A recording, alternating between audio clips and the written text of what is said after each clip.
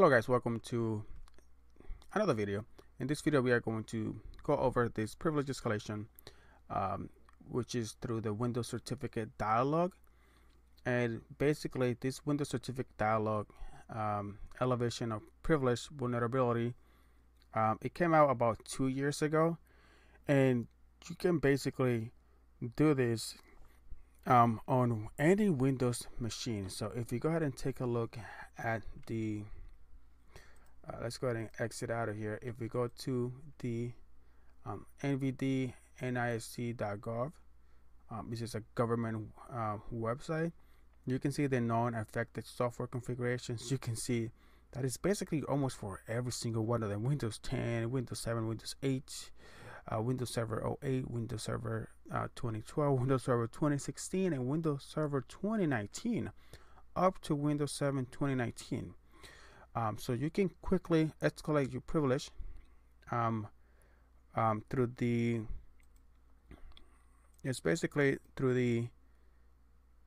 Windows certificate dialog. So I'm going to show you how to do that.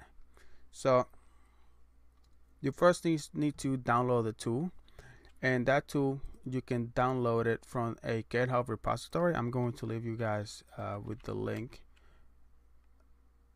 which is this repository over here, and you're going to download this file and save it into the system that you want to where you want to test that, right? And I'm going to show you how to test that. So what you want to do is just basically run as an admin. Then you want to go ahead and show more details. After that, what you want to do is you want to go ahead and press the show information about this publisher certificate.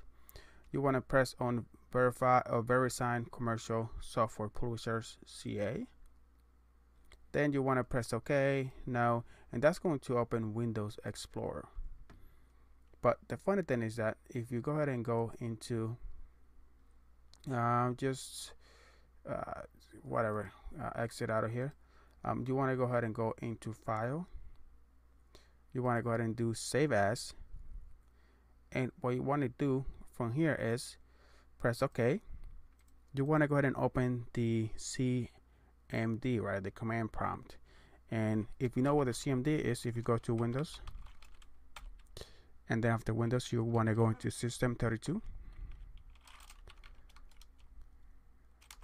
and then from here you can go ahead and System32. Then you want to go into CMD. Want to go ahead and find it. Let's see. So Windows System32. It's not in here. So let's go ahead and go back to Windows. Is it in just System and not System32? No. So where is the CMD located? Well, one way that you can locate it, if you cannot find it, is you go ahead and search it in here.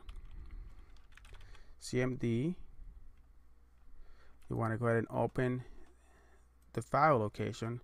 Then from here, you want to go ahead and go again and do open the file location. System32 CMD. So it is in here.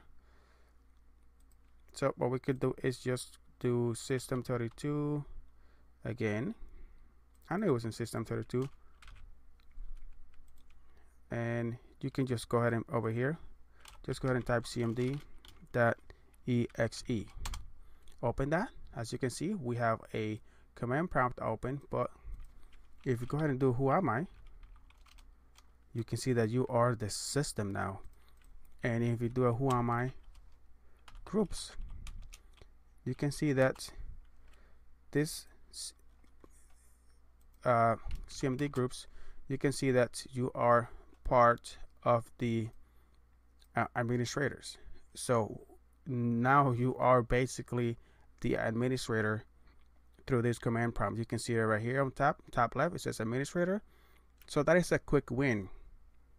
And like I showed you before, you can do this in any system: Windows XP, Windows 7, Windows 8, Windows 10, Windows Server 08, 12, 16, and 19. You can do this privilege escalation if you haven't really been patched. So And then from here, what you could do is you can do if you want to do something, is that you want to go ahead and do user add, and let's go ahead and add a user.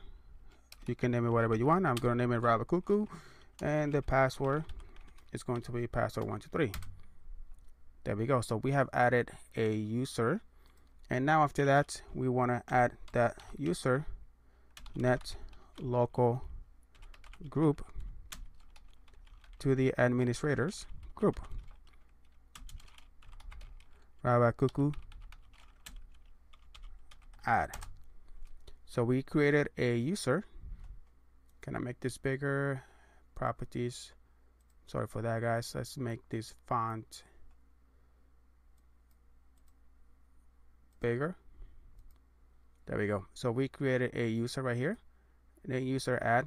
The username is Rabacucu. There's a password for that user. Then what we said is I want to add this username to the administrators group right here, add, because I have admin rights. So if you want to go ahead and verify that, you can go ahead and just do edit local groups. You can even go and use, since it is a local, you gotta do that /Rabacucu and the password123. Here we go.